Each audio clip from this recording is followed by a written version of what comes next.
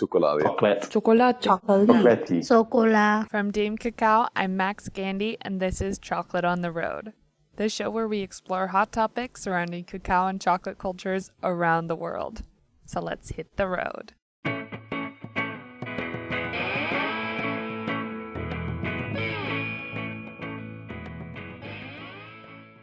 South Korea isn't physically an island nation, but in terms of its historically isolationist policies and homogeneous population, it might as well be. Located on a peninsula off the eastern coast of China, Korea's only physically shared border is the one with North Korea. It's better known as the DMZ, or Demilitarized Zone, and for the last 3 years, I've lived about 100 miles from the DMZ, in a country of 50 million people, reachable only by air and by sea. So the quasi-island nation of South Korea seems like the perfect country to cap off a season of islands. In Season 1, we've explored chocolate culture on Japan, Hawaii, Hong Kong, and the Philippines. If you've missed any of those episodes, I highly recommend going back now and adding them to your queue.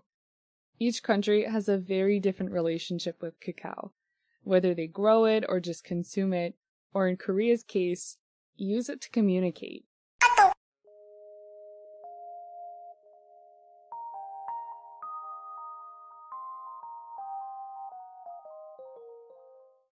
Kakao Talk is by far Korea's most popular communication platform. At last check, it was downloaded on over 90% of Korea's cell phones. The Kakao app can also be used to call a taxi, shop online, or even order dinner. The name is spelled Kakao, and I've never been able to find any information on why it was named Kakao. But it's safe to say that if you were to mention cacao in Korea, people would think of their phones before they'd think of a chocolate bar. That's not to say that Koreans have no idea what the cacao fruit is, or that it's used to make chocolate. On the contrary, the most popular chocolate brand in Korea actually features a cacao pod graphic in the upper right-hand corner of each bar. That brand is Ghana chocolate, so named in honor of the country which produces a fifth of the world's cacao. For more context, This is Eddie Kim, Korean, but I live in Malaysia last 10 years, and now I'm the local chocolate maker. when you were still living in Korea, what were some of the premium chocolate brands, and what were some of the basic, most popular chocolate brands in the country? Well, most of the famous or popular chocolate in Korea is the product from the Lotte confectionery. For example, Ghana chocolate. All of us, when he was a student, every young boy always preparing Ghana chocolate for Valentine's Day or Christmas Day for gift to girlfriends. And even when he was a grown up, still, in Valentine's Day or some, the White Day, so-called. Also, we have to prepare some ABC chocolate. After then, maybe when I was a student, the Kisses or Ferrero Rocher. And for Koreans, The premium chocolate means Godiva automatically. this evolution of chocolate, as explained by Eddie, is actually a perfect cultural timeline for Korea. Chocolate was originally introduced to the mainstream Korean public via American soldiers. Following both World War II and the Korean War, just 5 years later, soldiers would hand out chocolates to the local kids. For over 3 decades after the end of the Korean War, the country completely isolated itself. They imported almost no finished products, forcing locals to produce most everything domestically. Among others, this led to Lotte Confectionery's Ghana chocolate brand, as Eddie mentioned earlier. Other dominating Lotte chocolate products include ABC chocolates and Pepero. When Eddie was a kid back in the 1970s and 80s, Korea was still in its own world. Imported goods were a memory from a different era, so domestic producers designed things to look imported. Putting English on packaging and naming a brand after a faraway place were ways that chocolate's reputation was heightened. Then Valentine's Day, another American import, came to Korea. Women were expected to buy men chocolate, and on White Day, just a month later, men were expected to reciprocate, but with white chocolate. Later on, seeing how well Valentine's Day worked, The Lotte Corporation invented pepperode. Pepero is a super thin cracker dipped in chocolate, basically the Korean version of Japan's Pocky snacks. So Lotte declared 1111 to be pepperode, since 1111 looks like sticks of pepero. Sales have soared. When Eddie got to university, some imports finally started entering the country. Hershey's Kisses and Ferrero Rocher were the new fancy chocolates on the market. Eventually, Godiva opened up in Korea, introducing the idea of premium chocolates.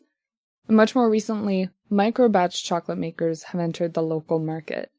These makers take fermented and dried cacao beans from distinct origins and craft them into fine chocolate bars with unique flavors. But these tiny makers have come upon two costly problems. First is the legacy of domestic chocolate as cheap chocolate, and then the idea of premium chocolates being around twice as expensive as regular chocolates.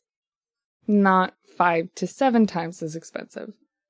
But there is an industry in Korea with a similar divide. Coffee. On those days, by suddenly in Korea, the specialty coffee is booming. So why just only coffee? Because the cocoa also more interested item. So for the first time, I introduced about the Bintuba chocolate in Korea. Shortly after Eddie entered the Malaysian cocoa market, he decided to bring his newfound knowledge back to Korea. In that time, around 2010, the shops of Korean chocolatiers were still relatively new, and there were no bean-to-bar chocolate shops. So when Eddie visited Korea to teach about the origins of chocolate, most of his students were chocolatiers. One of those chocolatiers was Hanbin Emilipe. I am Hanbin Baek and making chocolate, bean-to-bar chocolates in Korea since 2016. Mm-hmm. And then, I'm a bean-to-bar chocolate maker. Hanbin spent 2 years studying bean-to-bar chocolate with Eddie, and then she made the jump to New Zealand. There she spent almost 2 years working at Wellington Chocolate Factory, moving back to Korea in 2016 to open up her own shop. What was it like when you were sourcing cacao at the beginning versus now, 3 years later? Or how was it at the start, like 3 years ago? How did you find cacao? There was only one importer when I started this business, Treat to Bar. But now I can choose importers. Also the beans. They started to bring beans from very many countries. Now it's much better than before. But the problem is price, I think. Yeah. It is still expensive in Korea to buy the beans. I remember at some point it was like each maker was importing one origin of cacao and they were like selling it to the other makers. Like at one point, Chokodongi had all the Vietnamese cacao, and then Treat to Bar had all the Ecuadorian cacao. Venezuelan was Pichoco. Right. Like, how did that dynamic? How did that work? That happened last year, and I think even if the beans are all the same, but the makers are different, so the outcome is very different. I mean, so you opened the chocolate factory we're in now, Public Chocolatory, in 2016. Mm-hmm. So what have been the problems you've encountered as you try to grow the business over the last 3 years? Over the last 3 years, Bean-to-Bar is quite new, still new in Korea, so people really don't know about it. And then people just used to buy the chocolates from the supermarkets made with many ingredients in it. Yeah. And then every time the customers came in to my place and then ask about the chocolates, and I answer like this. So when you buy the chocolate at the supermarket, just at the back side, you can see all the ingredients, the little ingredients that's not good for you. So you can choose. You can always choose what kind of chocolate you buy, but I just tell you that these bars I used only 2 ingredients from made from organic cacao and then organic cane sugar. What is Korean chocolate consumption like? Like back when you were a chocolatier, like in 2012, 2013, what was chocolate consumption like? How did you think of chocolates? Chocolates only for Valentine's Day. Yeah. And it's still the same like this year too. In Korea, the coffee market is very big, you know that, right? So coffee people try to make bento bar chocolates, and then I think they are getting into the bento bar markets now. So people are just started to know about the bento bar. Also from the TV. You know 수요미식회? You don't know that one? There are some people around the table, one circle table, and then they travel for the subject. So, for example, this week, we are going to know about the bento bar. Then each people go Pichoco, and then the other places like that. And then they get together and then talk about it. How was the shop you visited? So it was a month ago on the TV show. The Pichoco was there. People just started to know about the bento bar, and then I think we need more time, maybe 2 or 3 years more time to, understand them. To educate people. Yes.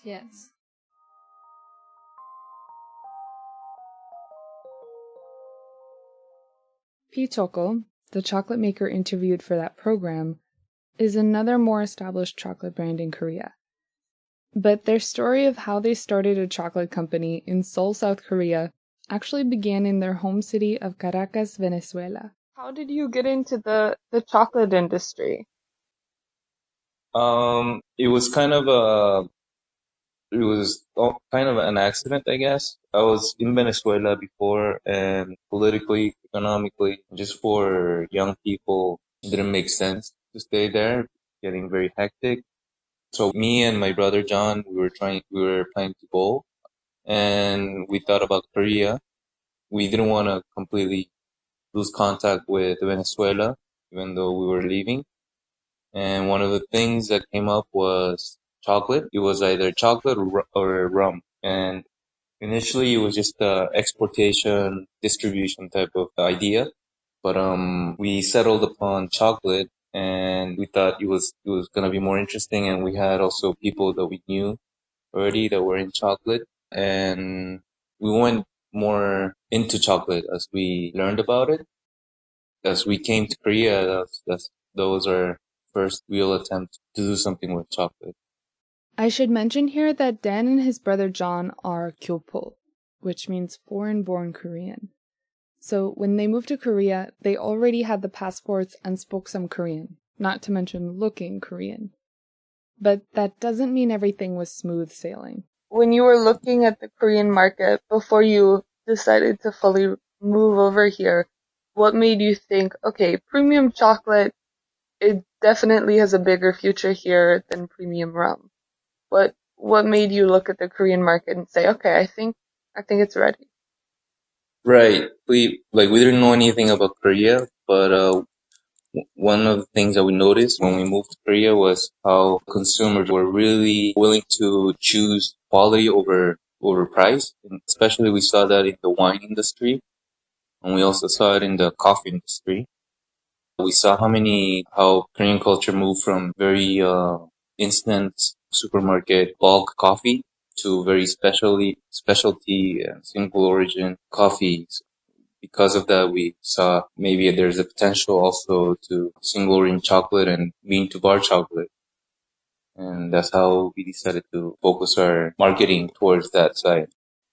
So we were thinking of distributing chocolate called El Rey, from Venezuela. We knew someone in El Rey and that could provide us to Korea. That's how it started, and we went on foot to coffee shops, to different types of boutique shops, and we also met with people that could potentially be interested in distributing this brand. It wasn't very successful at first. People didn't know El Rey and what single origin chocolate meant. Like, they knew it was chocolate and they tasted it, it was good, but they really didn't know what the difference was from already available chocolate. So at first it was a lot of knocking on doors, trying to see if we can distribute it. And in the end, we just decided people are not going to understand what good chocolate is unless we actually do or show them what we can do with it. And that's when we decided to change from just distributing the chocolate to maybe making something with it. And that way introducing people to El Rey by making different things. That's when we started searching for different chocolatiers and people who could work with us and partner with us. And that's how Pichoco was born. And so when did you start bringing in Venezuelan cacao? So we started with the El Rey single origin culture, and through that we were able to kind of test the waters of in Korea, and we definitely saw an interest in high quality chocolate, and so we brought in samples at first, and we tested it right from the beginning, but we brought in a bigger amount, maybe around 2 years after. That's when we brought in a bigger bulk for us to use and to maybe make available to people who are interested in making bean-to-bar chocolate in Korea. Those are the same beans, 2 Venezuelan origins, which have been used in the country for 2 years. Hanbin used them in her lineup until just recently. When the brothers were sourcing cacao, they actually made a video about some of the process, which they screened in both Venezuela and Korea. Their goal went from bringing Venezuela to Korean chocolatiers to helping build a completely new industry in their parents' homeland. I mean, anyone can come into the shop, but also we wanted to keep it as a showroom. So for those coffee shops or for those businesses that are interested in purchasing bean-to-bar chocolate or single origin couverture chocolate, we invite them over to our shop and have them taste and have mini tasting session at the shop. So we have the shop as just a regular cafe for people to come in and out, but also the idea of having the cafe is also to have it as a kind of a showroom, as a place to promote bean-to-bar to other coffee shops and pastry shops or boutique shops, things like that. So culturally, when you're advertising to single Koreans, not necessarily businesses, what have you found to be the most effective ways to reach the Korean market? So for us up to now, there has been a kind of a barrier, at least for in our case, for me and for my brother John, just because we didn't grow up in Korea and there's some cultural stuff, and language wise we're not very completely 100% fluent in Korean.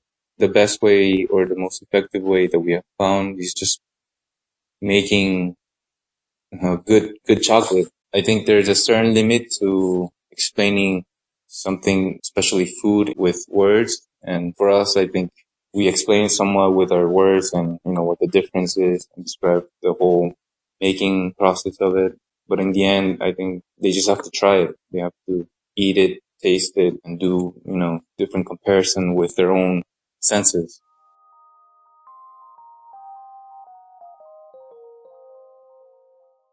Dan and John may not feel 100% comfortable with Korean, but they do speak 3 languages fluently, so they're not too badly off. In a country with so much pressure to conform to social expectations and carry on this cultural legacy of Koreanness, it's definitely been the outside perspectives which have pushed a lot of the big changes in the chocolate industry here. Hanbin studied in New Zealand, Dan grew up in a very different country, and Eddie's dedicated the last 10 years of his life to uplifting Malaysian cacao farmers. These days, it's been influenced from another outside industry that has continued to grow interest. Maybe 2014 or 2015, by suddenly, so many coffee makers also, the rush into this business. So now, as you know, in Korea, there are many Bintaba chocolate makers. There are indeed over a dozen chocolate makers in Korea as of mid-2019, several of which just opened up in the last 12 months. But any knowledge they may have of coffee roasting and production is sadly insufficient for chocolate making. So you think they know a basic amount about evaluating beans when they arrive, but they need more understanding of how the beans become good beans or high quality beans. I'm also, the Bintaba chocolate maker. Means, the Bintaba chocolate maker always, we have to explain about technique and everything. So, final result should be a chocolate. That means even though some low quality cocoa, we know how to make a better, the flavor chocolate. We have to do our best. But to me, sometimes, they just only excuse. So, in my opinion, we need to more work hard.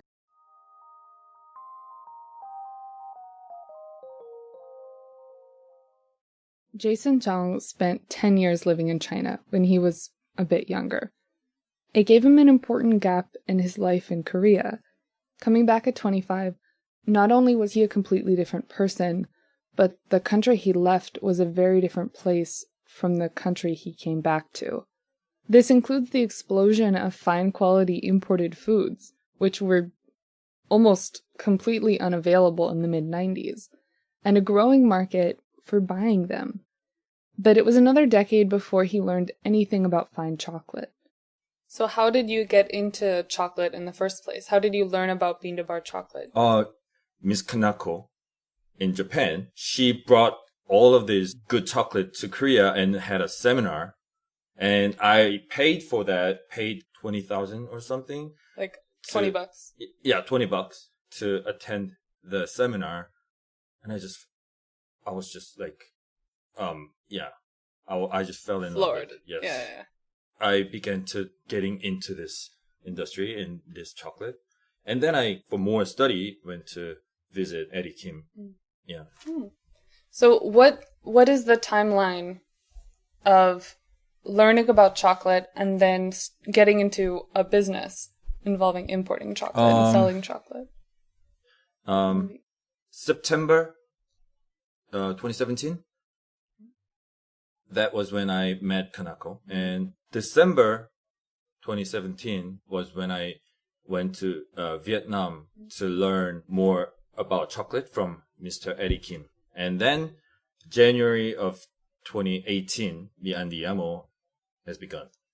You are really just jumping on this. It is, yeah, I am very. I was just like, before September of 2017, I didn't even know what bean-to-bar is.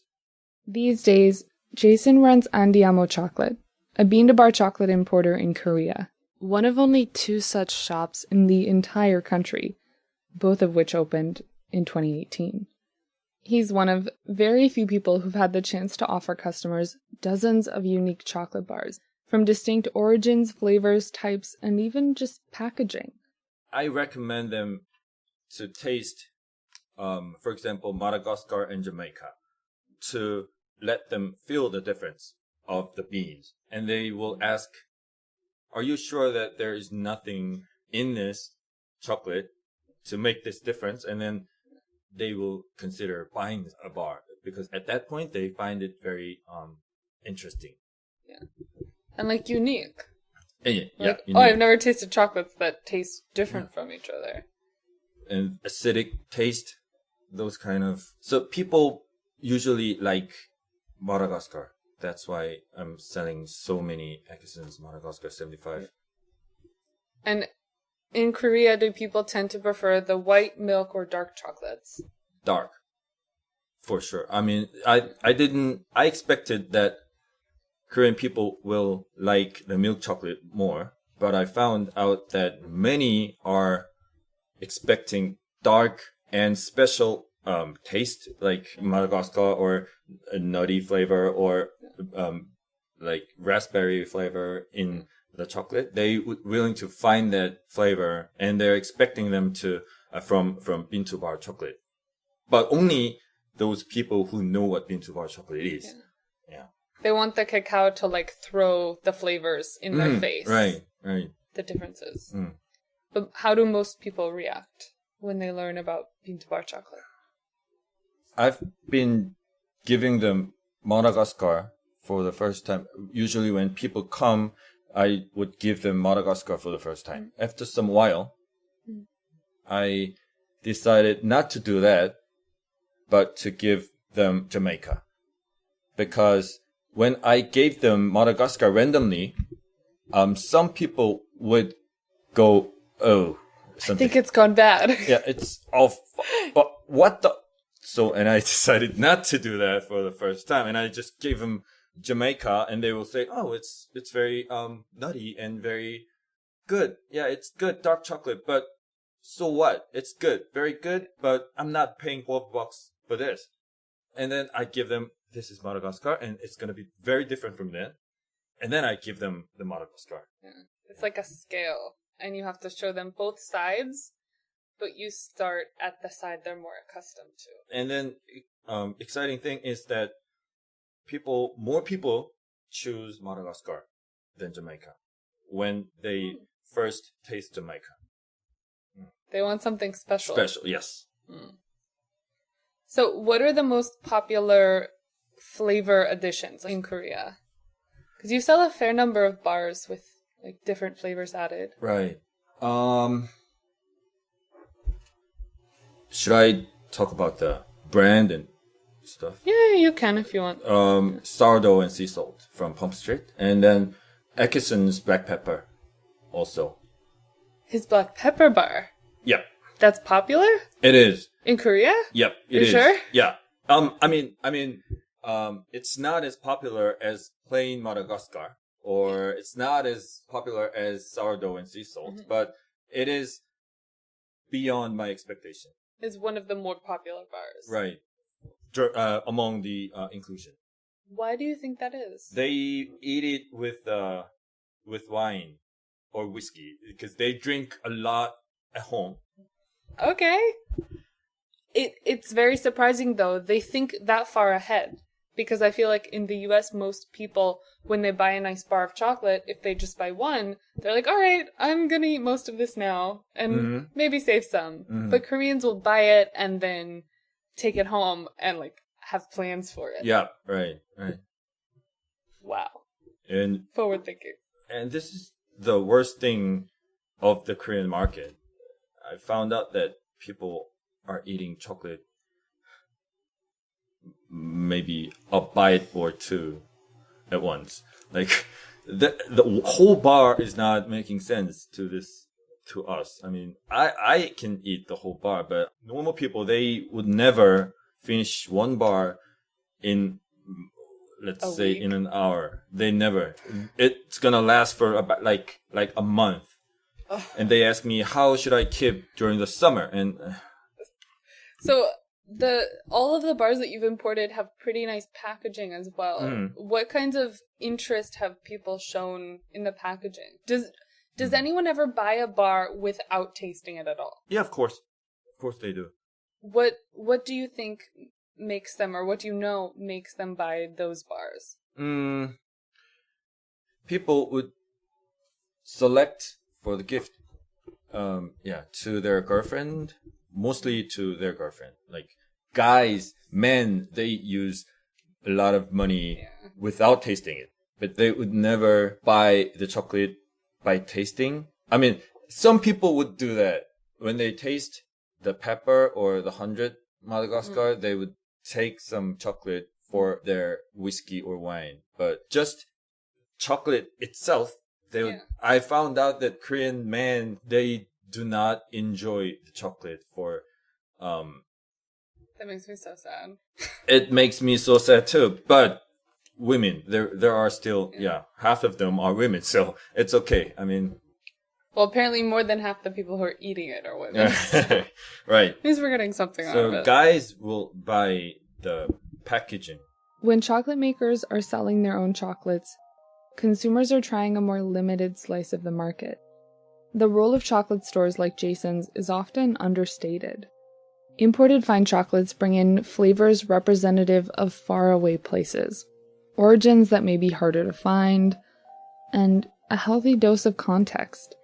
When consumers are able to try some of the best chocolates from around the world, they're able to see their own local chocolate makers more clearly.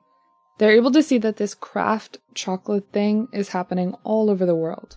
And in this case, imported is good, but that local can be just as good, if not better sometimes. There's just that pesky problem of finding those customers. During last 1.5 years, I found out that there isn't a market existing. I mean, we are calling it a market, but it's not a proper market size. I mean, it has to grow a lot more. And I know it's gonna be hard for me and for other makers or other importers. But I just wanna talk to them that we have to be patient and we have to do something together or individually or whatever until the market grows. So to that point. Yeah, to that point. So that it's actually a market. Let's keep it up. Yeah.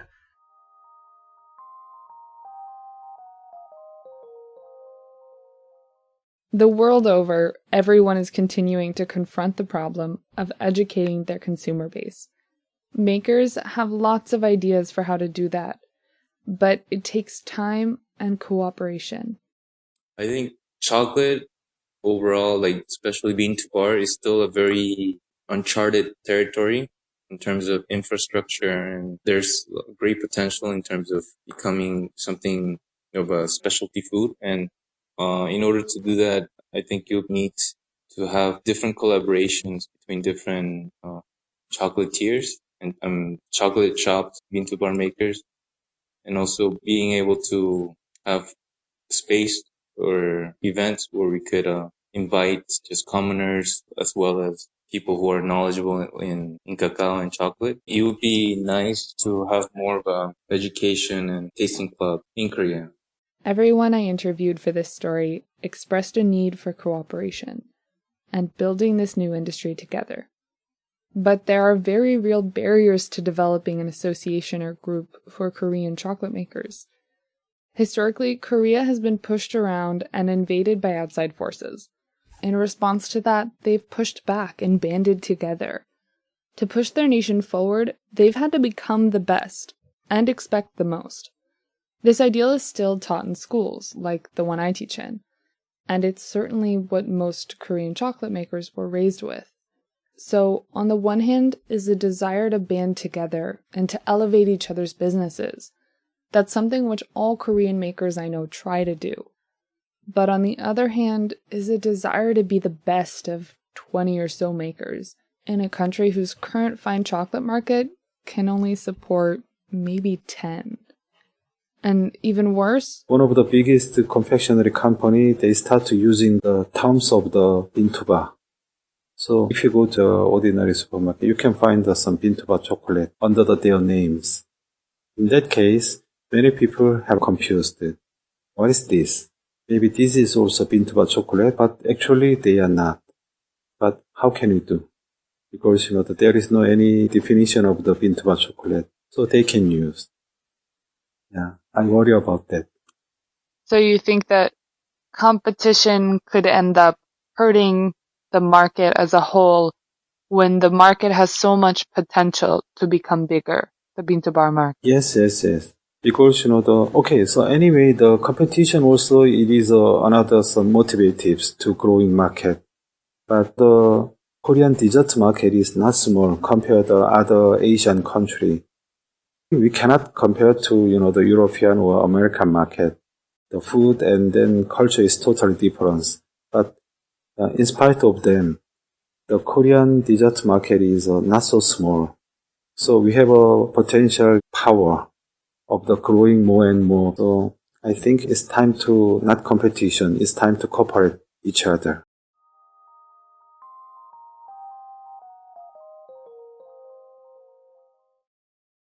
When I asked Hanbin for any final remarks after our interview, she had something to add. But her words weren't about the Korean chocolate market, but to them. It's time to consume your money in the right way, in the right chocolate. Yeah? We get fair trade cocoa beans, and then the sugar also fair trade. People should pay in the right way. Yeah. Vote with your dollars. Yeah. The South Korea episode has been 3 years in the making. Misconceptions about Asian chocolate and cacao were actually a big part of why I started this podcast, and why I started writing chocolate travel guides on my site. Chocolate and cacao have very short but powerful histories in most every country of the world. In some countries, that history is thousands of years old. The struggles of chocolate makers and cacao farmers over the years can reveal so much more about the places and their histories than we might even realize. And I can't wait to share more of these stories in Season 2 of Chocolate on the Road.